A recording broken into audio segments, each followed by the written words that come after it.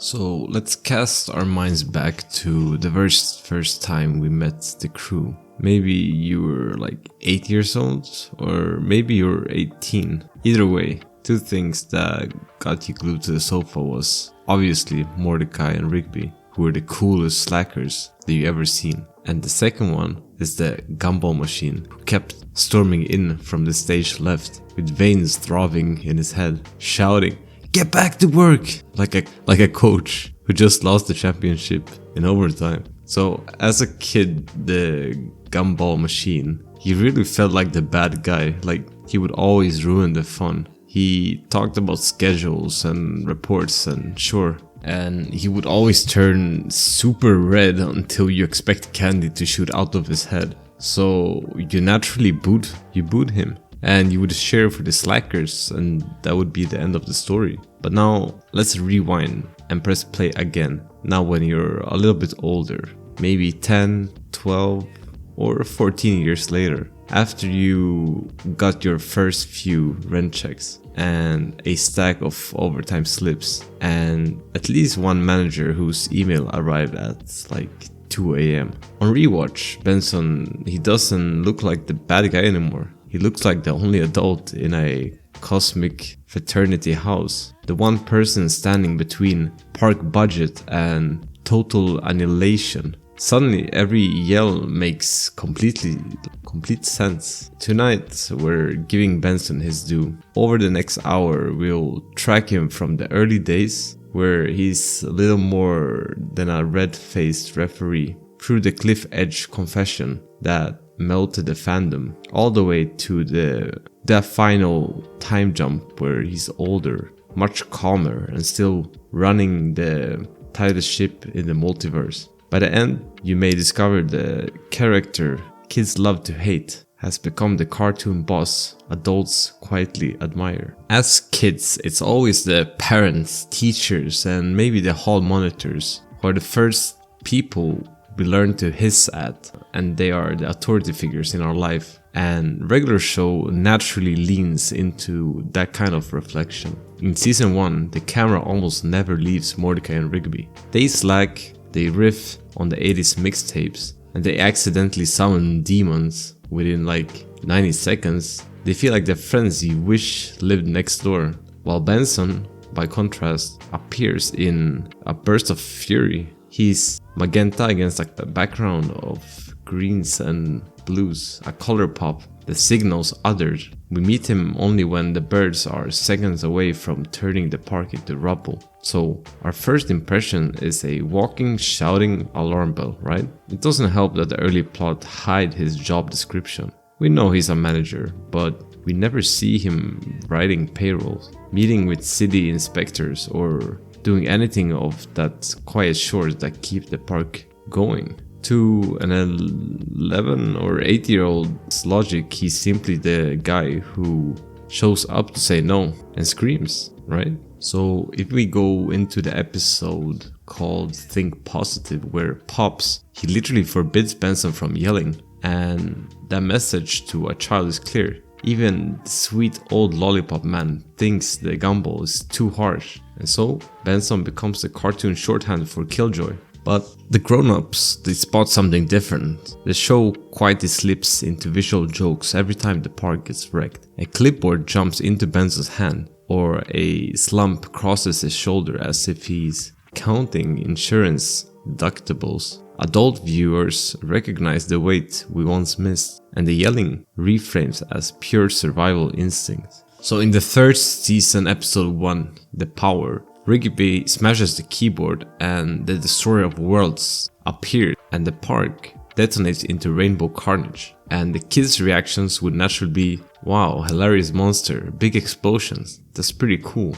But an adult will think differently, right? They will think, what about the damage or the cost of all the destruction? And that simple chant leaves a crater the size of a baseball diamond, a destroyed playground. And if we're being realistic, half a dozen lawsuits from traumatized parents. Mordecai and Rigby giggle. Benson adds zeros in his head. If you rewatched, notice how he barely yells, but never once says you're fired. He rages and then he rebuilds. The pattern forms pretty quickly. Furious Benson, clean slate by the next week. For kids, the reset means consequences feel tiny, but for adults, it underlines the heroism of showing up to the same job after yet another otherworld disaster. So, the recent silencing Benson could actually blow up the entire park. The writers test Benson's limit in think positive. Pops, unable to bear negativity, bans the shouting, and the very next morning, Mordecai and Rigby treat the rule like a free play coupon. Chore list? Skip it. Trash run? Maybe tomorrow. Lawn? Nah. Let it evolve into a miniature rainforest, right? For 2 days, Benson grits his teeth. A purple aura builds. The sky darkens. Stray Park furniture vibrates. Eventually, the ball of rage manifests as a cartoon supernova. One that will literally melt the park unless Pops signs a permission slip for one loud yell. When Pops folds, Benson releases the mother of all the roars. The aura pops like a balloon, and order returns. Underneath the slapstick is a grown-up truth. Feedback is oxygen to a workplace. Remove it entirely under the false notion that calm means kind and entropy wins. Here's the watershed: a wrecked golf cart, an expiring warranty, and Mr. Malaward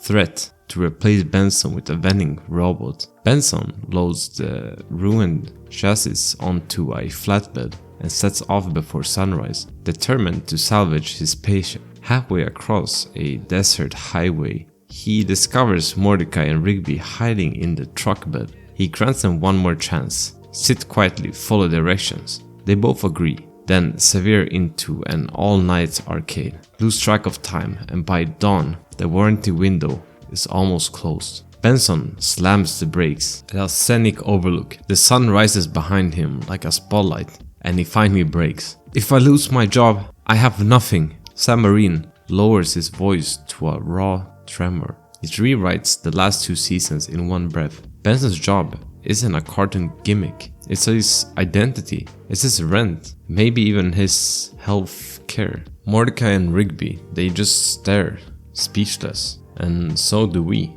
In that moment, Benson ceases to be a foil and becomes the emotional center of the show. They reach the dealership seconds before closing. They fix the car and save the job. But the more important repair is actually not even visible. From this point forward, Mordecai and Rigby begin trying clumsily, inconsistently, but sincerely to earn the patient Benson has given them. And the little moments most people miss is Benson's soft side, where he rarely shouts, so it's kinda easy to overlook, but here's a few highlights. During Excellent, while Rigby lies in the yoke-induced coma, Benson sleeps in the hospital chairs and signs half the admission paperwork. We never learn if the park covers employees' hospital bills, but he acts like it does, and that's worth the expense, right? In another show or episode, in Exit 9B, while everyone else battles time-warped villains, Benson organized evacuation for civilians who happened to be visiting the park that day.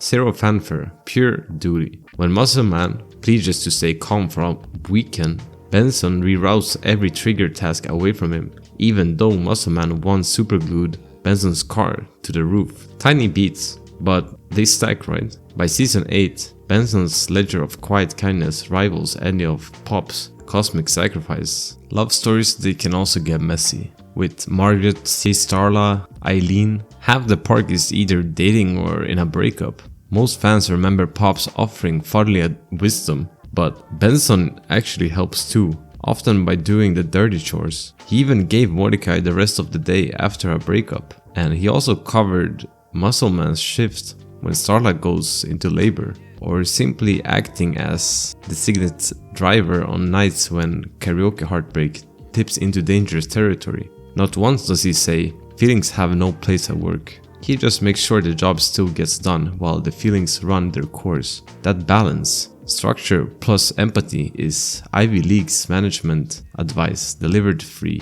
With every rerun, this episode crystallizes everything. The Park Awards and the earned gratitude. It's when Benson loses Park Manager of the Year to the Smug Gene for the 8th time. He accepts the defeat with a tight smile and heads for the door. Rigby, feeling the sting on Benson's behalf, steals the golden trophy illegally, but the gesture speaks volumes. The crew piles into the limousine, roaring down Neon Road. Benson's stolen plague glittering in the moonlight. They sing, they blast their 80s bangers. They finally reach a cliff overlooking the city lights. Benson admits out loud, maybe for the first time in his life, that he's built his own self-worth around plagues, because he doesn't have much else to show. They sneak back into the hall so he can try the winning speech that he practiced for years. Ghosts of the past, managers rise, literal manifestation of unrecognized labor,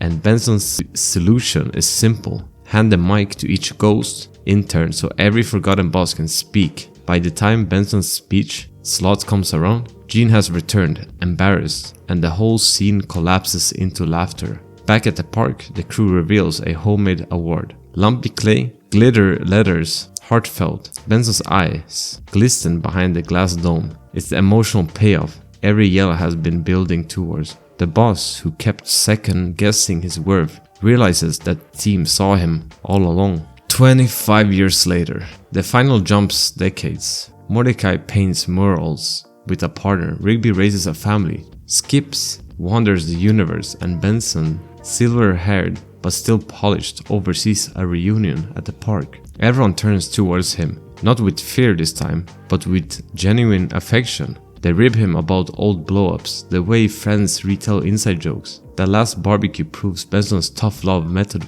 actually worked. The slackers matured, and the park endured. And the wildest truth? The universe only survived its final cosmic battle because Benson filled the right paperwork for Pop's send-off. The small things he always sweat turned out to matter the most. Regular show hides real wisdom in Scythe Solo and VHS Static. We learn anger can be data, boundaries protect friendship, and a homemade trophy beats corporate validation any day. Benson proves you can vent loudly, forgive quickly, and still score the invite to every holiday cookout. His storyline also reminds ex-slackers everything to text a quick "sorry for the chaos" to that first manager who stuck their neck out. Maybe even mail them a crooked glittery glued award, because trophies matters less than the effort someone sees in you. So if this deep dive turned your Benson eye roll into a standing ovation, or if you just realized that you have been Benson